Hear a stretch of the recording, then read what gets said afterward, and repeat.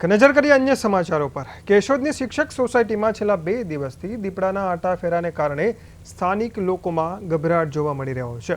ગત રાત્રે દીપડાને પુનઃ જોવામાં આવતા ગ્રામજનોએ તાત્કાલિક વન વિભાગને જાણ કરી હતી અને જાણ થતાં અમરાપુર વન વિભાગની ટીમ ઘટના સ્થળે પહોંચી હતી। જે બાદ ઘરમાં દીપડો ઘૂસી ગયો હતો। ત્યાં ટીમે પહેલા તેને પાંજરામાં પકડવાનો પ્રયાસ કર્યો, જો કે દીપડો ખૂબ જ ચપળ હોવાથી પાંજરામાં ન આવતા અંતે વન વિભાગની ટીમે તેને ટ્રાન્ક્યુલાઇઝ ગન વડે બેભાન કર્યું અને બેભાન દીપડાને સુરક્ષિત રીતે પાંજરામાં પૂરી અમરાપુર એનિમલ કેર સેન્ટર ખાતે લઈ જવામાં આવ્યો।